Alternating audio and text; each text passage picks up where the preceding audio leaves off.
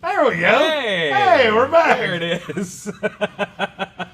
All right, our apologies for the technical difficulties. We are back with Jeremy's first round mock draft 2021 draft. It is the New Year's Eve tradition for Jeremy to go through this. And so just we'll walk you through where we have been so we can get everything caught back up on the other side. Number one, overall, shocker of shockers, Jacksonville Jaguars taking Trevor Lawrence. Penny Sewell went number 2 as the Jets traded out with the Cincinnati Bengals. Bengals go up from 5 to 2 to get the generational left tackle. Gregory Rousseau was the third guy off the board to the Miami Dolphins, staying in the city where he played college. Micah Parsons at linebacker at number 4 to the Atlanta Falcons. Then the New York Jets at the number 5 spot ended up taking Devontae Smith, wide receiver out of Alabama. Then Jamar Chase comes off the board at number 6 to the Philadelphia Eagles. Number 7, Washington football team trades up from 19 to 7 with the Detroit Lions. They get Zach Wilson, the quarterback out of BYU, Jimmy Clausen's clone. Patrick Surtain II, cornerback out of Alabama, went number 8 to the New York Giants. At number 9, the Carolina Panthers decide not to go defense as they went all 100% defense in the last draft. They decide not to do anything about the offensive line. They're instead, apparently to Jeremy, going to take Trey Lance, the quarterback out of North Dakota State, who has a total of, 14 games of starting experience in college. Not necessarily the way I would have gone, but Carolina Panther fans would have a quarterback of the future to lean on. Elijah Vera Tucker out of USC goes number 10 to the Denver Broncos. Number 11, Kyle Pitts was the pick for the Dallas Cowboys. Of course, the generational tight end out of Florida. Rashawn Slater, that guard, we don't care, went to the LA Chargers at number 12. Number 13, the Minnesota Vikings take Christian Barmore out of Alabama. Justin Fields then goes 14th down to the New England Patriots. I still don't think that's how low he's going to end up going in this draft. I think he'll probably still go higher, but to me, yes, I'm with everybody else. He's got bust written all over him.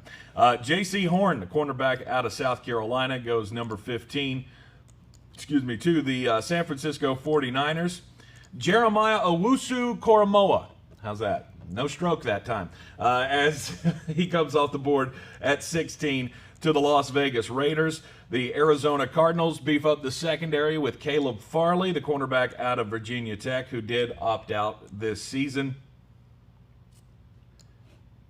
The Indianapolis Colts then took Kwity Paye, the edge rusher from Michigan, at 18. Number 19, Boogie Basham out of Wake Forest goes to the Detroit Lions. Jalen Waddle at number 20 to the Chicago Bears as they find potentially a replacement for the guy.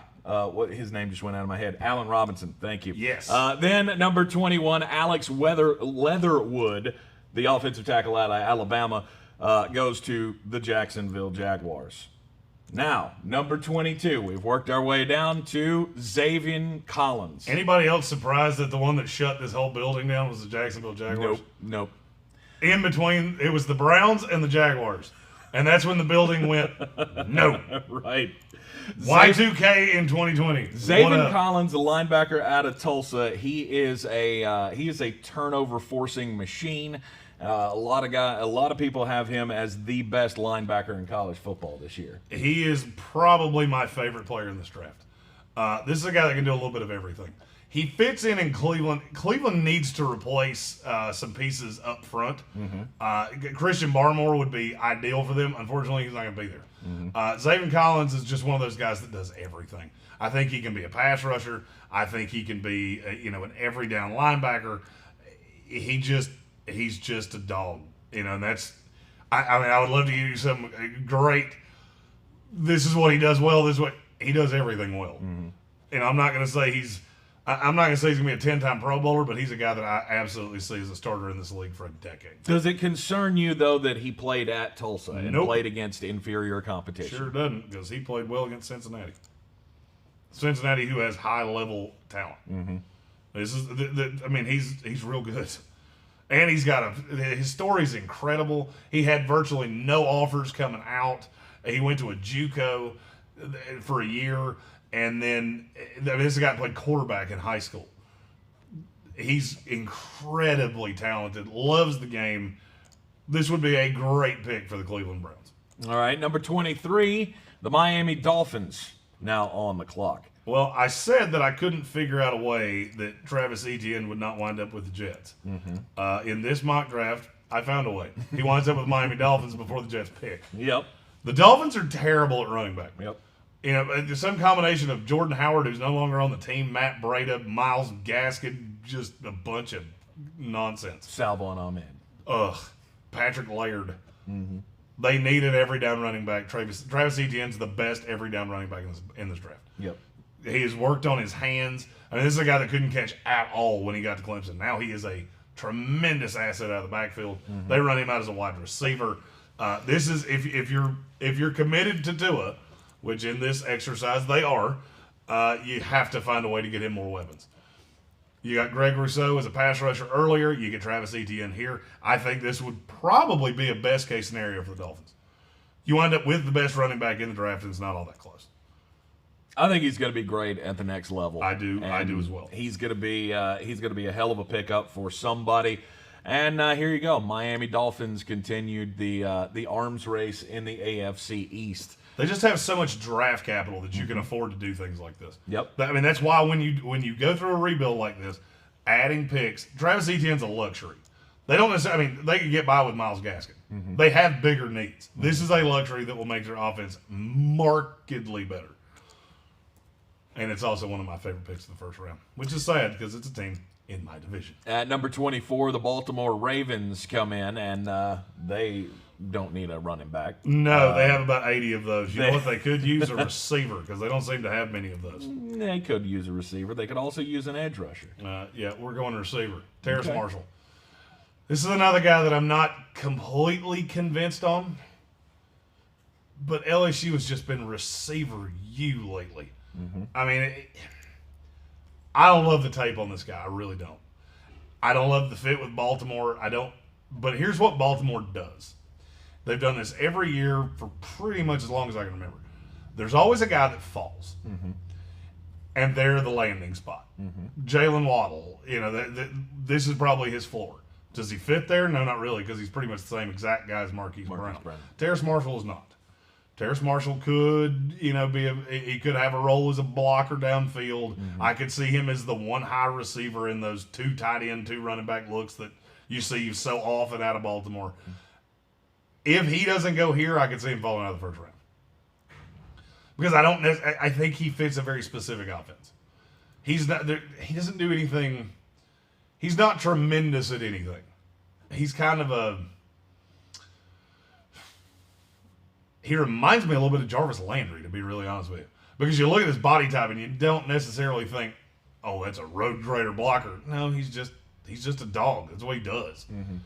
And I think the fit in Baltimore would be pretty damn good, actually. I like his physicality. He does have that. Mm-hmm. But I mean, he's a jack of all trades. And I think he would be a tremendous asset to Lamar Jackson. All right. Number 25 pick belongs to the Tennessee Titans. This one, I might have gotten lazy here.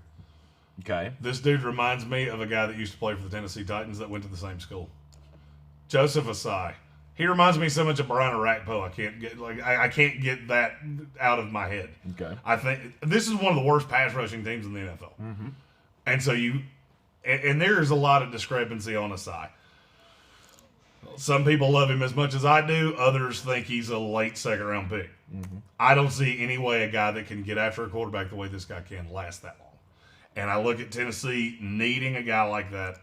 There's not a ton of them. I mean, this is a weird draft for that. Greg Rousseau is fantastic to me. Mm-hmm. Then you get into the Quincy Roche's fast. And Quincy Roche he's a pass rushing specialist. I think Asai actually can play on rundowns, which in Tennessee is going to be important because they don't have any pieces. Right. Jadeveon Clowney ain't going to be back here next year. That didn't quite go their way. So, I mean, this is a guy that on a less than ideal defense, and he just shines on tape. He looks like a diamond in the middle of a big poo. I could see this being a landing spot, if not for him, for Azeez Ojulari out of Georgia. I think it's early. We're still early for that. I have him in the late second round. Okay. Late second round? Wow. All right. There's things on tape with him that are bothersome. He's a tremendous player, don't get me wrong, but I don't think he's a... It's really hard for a guy that I can't see being anything other than situational coming off the board right here. Not to Tennessee. I mean, could another team look at him and go, oh, the 2 downs we get out of him is better than 3 out of somebody else? Sure. I just don't see that. I don't see any way he can go ahead of Joseph Asai.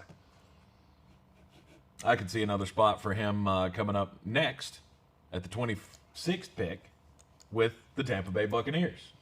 Well, unfortunately for you, that's not what's going to happen. No defense? No. Oh, is that what you really wanted? I was really hoping we were going to get some kind of defensive. No, you get a replacement for Donovan Smith.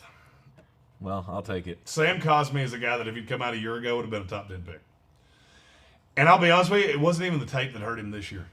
He just didn't improve. He was the same guy year to year. And that's a little bothersome. I also think part of his problem, at least from what I saw on tape, is Sam Ehlinger. Sam Ehlinger is not one of those quarterbacks that makes offensive linemen look real good because he asks you to do a lot because he could run around. He's one of those that doesn't like to throw the ball away, and that's a lot what I saw out of. And his name's actually Samuel Cosmi, I think. That's what he goes by. There were a few guys that were like, "Don't call me by abbreviated names," and I believe this is one of them.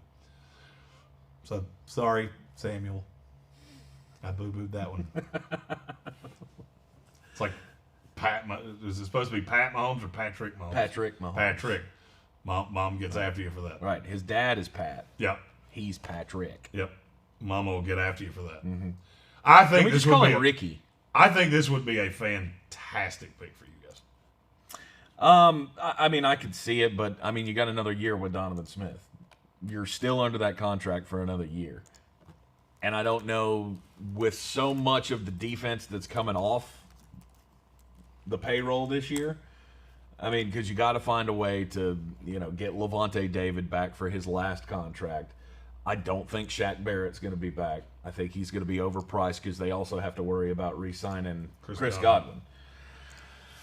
You're going to lose some. You're going to lose some defense. Ndamukong Suh's coming off as well. The guy we got from the Jets, Stephen McClendon? Steve McClendon. Steve McClendon's coming off as well. So you're only left with one defensive tackle in Vita Vea, who got hurt at the beginning of this season and was hurt last year, and I think was hurt the year before that as well. So a defensive tackle, an edge rusher, an outside linebacker, some of that somewhere in there, I think is probably what the Bucs are going to be targeting down at the end of the draft. This is a weird year for interior defensive linemen.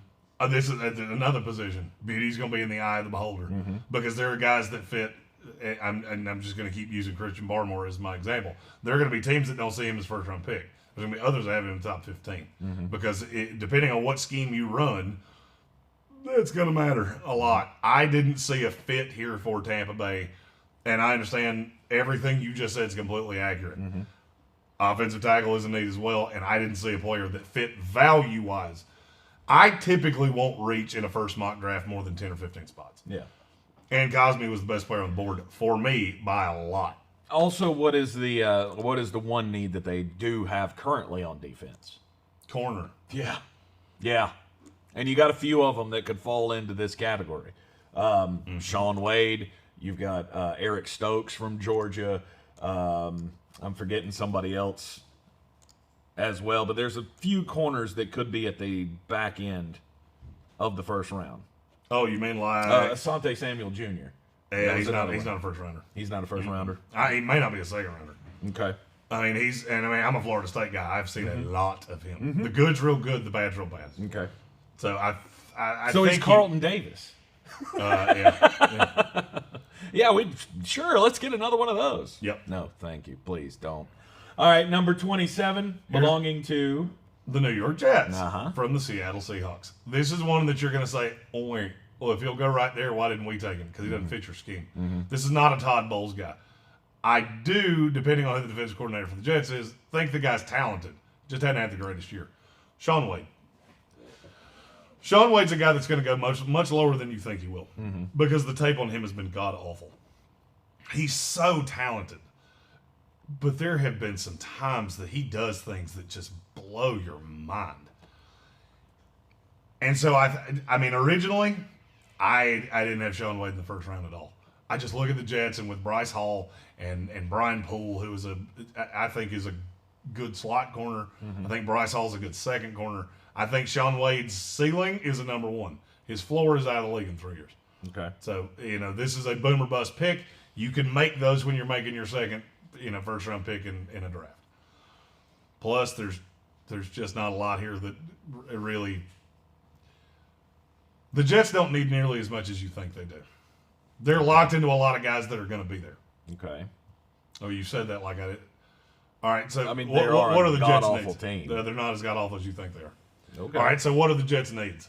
And remember, you're talking to a guy that has literally watched every down of New York Jet football this year. Right. Do you not need somebody new on the offensive line?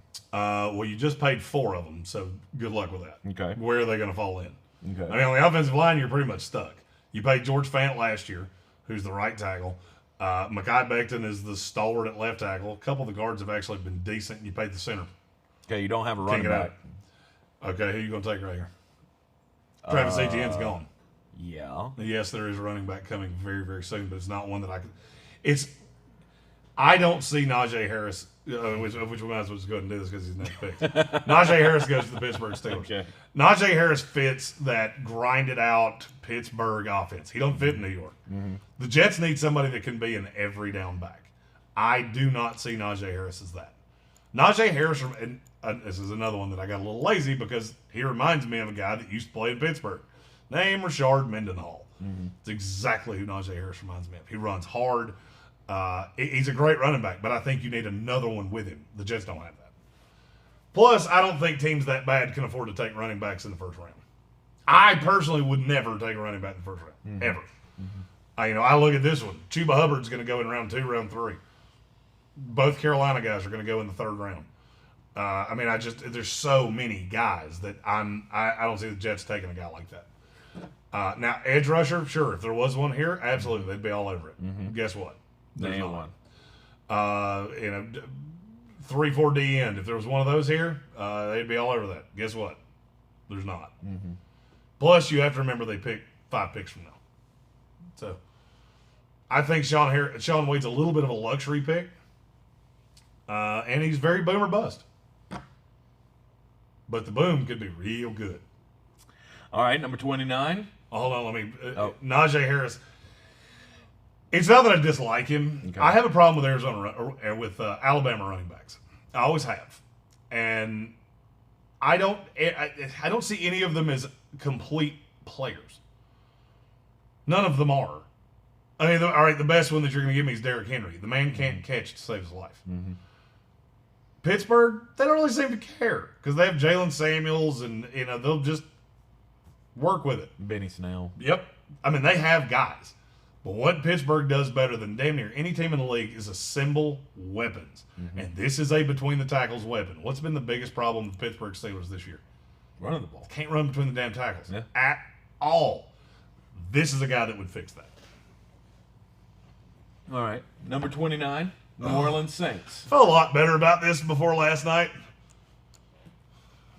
Kyle Trask. Hi, Kyle. Yeah, that's not really the way you want to leave off your senior season in college football, is having your worst game come against Oklahoma. And you know in what? a big bowl game. You know how much of that I hold against Kyle Trask? None of it? 0. Oh, my God. You should. You really Why? should. Do you Okay. realize how many receivers he threw last night 3-2 last night that he'd ever thrown a pass to in a game? I don't give a damn. You should. He was getting picked off left and right. Why? That's real easy to understand. That was because the receivers weren't fighting for the ball? Because the receivers have never played with him. My God, he was missing the top 4 pass catchers on the team. The coach came out and said we thought about not playing this game. No, I hold that bowl game against Kyle Trask in no way. That was hell, if you remember when we picked this game on the ESPN show, I told you that was going to go exactly how it did. Did I not? I said this is going to be a ass kicking. Yep, you did. And I'll level with you. I think that game changes things. I know this is the draft show, and I don't want to talk about broader scale things. I think the fact that we saw that on national television, that's going to change the way we do this. You cannot ask guys to do what Florida had to do last night. I mean, my God, they had 11 players opt out. They had 59 scholarship players last night. Average team had 75. I mean, you cannot ask guys to do what they were asked to do last night. And so, no, I don't hold that against Kyle Trask. I look at the whole year when he had weapons, and he was unbelievable. Also has a great story. This is another kid that really loves football. This is a guy that, he didn't start a game for the entirety of his high school career, and then didn't start until his junior year at Florida. So I mean, this is Sean Payton dude, in my opinion, and I think he's seen enough with Taysom Hill to go, you're not it. Yeah. And for whatever reason, he has no faith in Jameis Winston. I don't know if it's attitude, I don't know what it is, but I have a funny feeling that you're going to see a quarterback in New Orleans. I don't think you can go into. Let's say Drew retires, and of which I'm not. I think Drew will come back for one more year. I do too. But let's just say he retires. You going into a season with Taysom Hill as your quarterback? No. Because it was a disaster. Yeah, I don't think Sean Payton's gonna rely on that. No. I think he'll probably rely on some re-signing Jameis Winston. Who he seems to have absolutely no faith in whatsoever. Well, yeah, maybe. Maybe he has seen enough in practice and go, yep, this guy can't hit a receiver. But there again, I don't know if you take a chance on a guy who has, again, limited starting experience and looked like trash last night against Oklahoma. He didn't look good. I'm not saying he did. I really feel like you can't hold that against him. I mean, he's throwing to receivers, some of which I don't know this. I would say he didn't know some of their names. That's how deep down the depth chart they had gotten. Right. I mean, he's throwing to guys that he's probably never thrown a pass to outside of a practice ever. But when you were watching it, did it look like miscommunication throws? Okay. All right. Well, what it looked like to me is, I'm gonna get some backlash from what I'm getting ready to say. Okay. It looked to me like a bunch of dudes that were trying to show they're going to be the guy next year. And they did none of the little things. None of them. It was a shit show. I wish we had an ESPN show today just so I could talk about this. Because I'd go off for 20 friggin' minutes about it. If that's what the bowl games are going to be, I'm good. Cancel them. Cancel them all. Just have the playoff, fuck it. No more bowl games, I'm out. If you're going to ask me to sit through that again, I'll pass. And and I'm telling you right now, when the number comes out, you're going to see what I'm talking about. Because that shit, it was 17-0 in 5 minutes. That game was never competitive. It was never entertaining. It was god awful. And this is coming from the biggest Gator hater on earth. Nobody hates that team more than I do. And even I'm sitting here going, I can't watch this. Right. And this is just painful. But you look at the tape on Kyle Trask, he's a guy that I look at and go, if he gets with a Sean Payton or he gets with an Andy Reid, and obviously it's not going to be Andy Reid, but somebody like that, somebody that has a history of developing quarterbacks, I actually think he could be a really good quarterback in this league. All right. Buffalo Bills at number 30. Where do you think they go? This is one of defense? my favorite. Yeah, this is one of my favorite guys in the draft.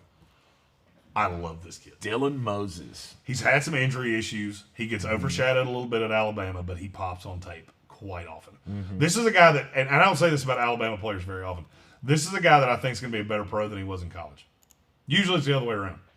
Usually Alabama players are better in college than they were in pros because Saban gets everything out of them. Right. I think this kid's been hurt so many times that I'm not sure that's happening. Saban hasn't had the chance to get all his potential. I think he's been so in and out of the lineup that I don't think he's ever really gotten a footing. It's just like I was talking about with Florida. You get very used to the guys you're playing with. And the things that Dylan Moses gets knocked for, they strike me as things that if you had 35 games with these guys under your belt, it wouldn't be happening.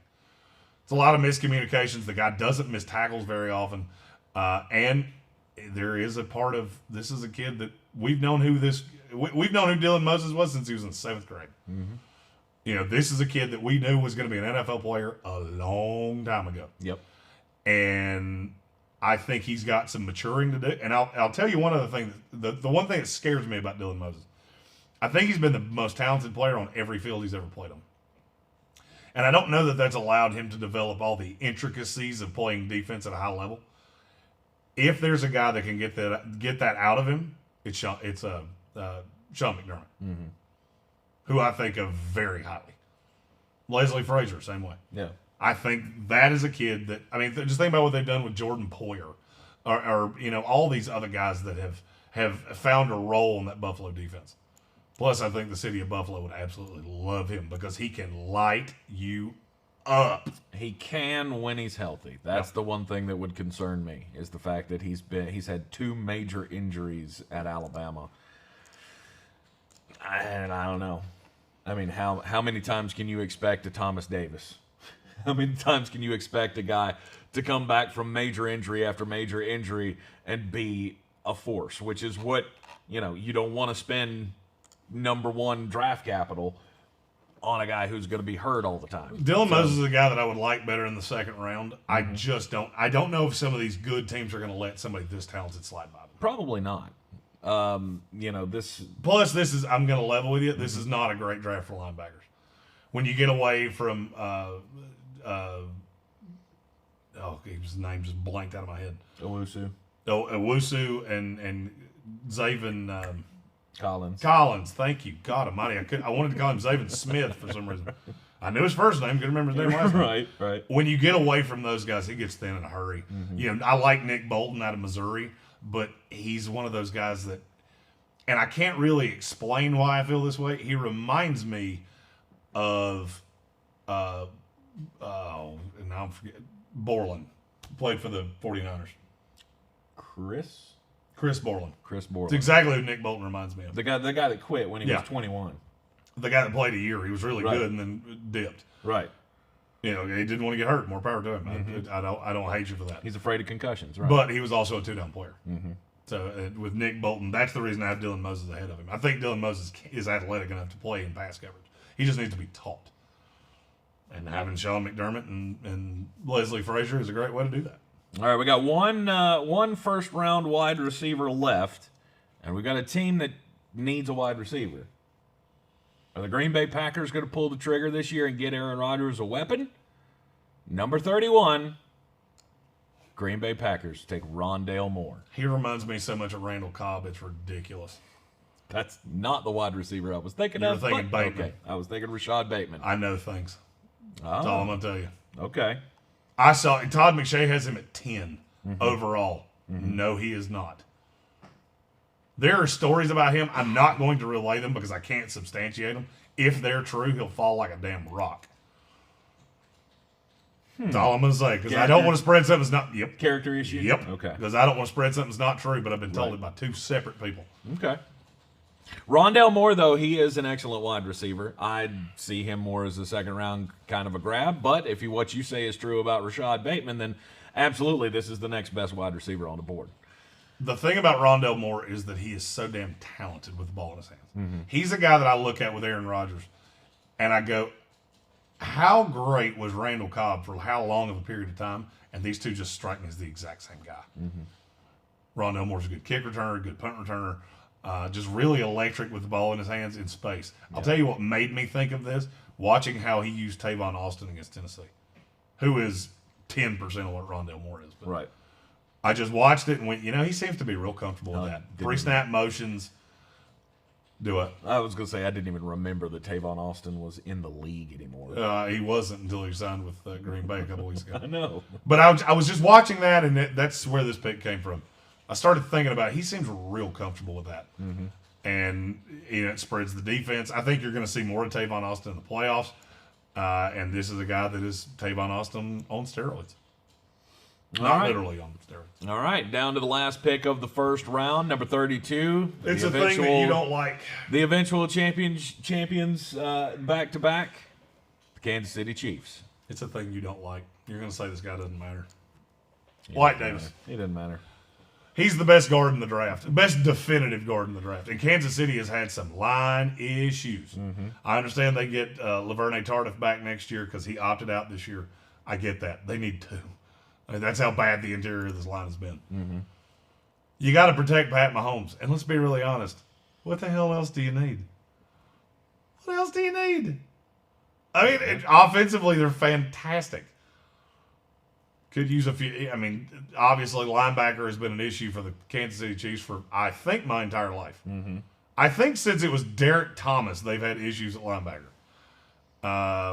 But there's just not one. Nick Bolton's a guy I considered here.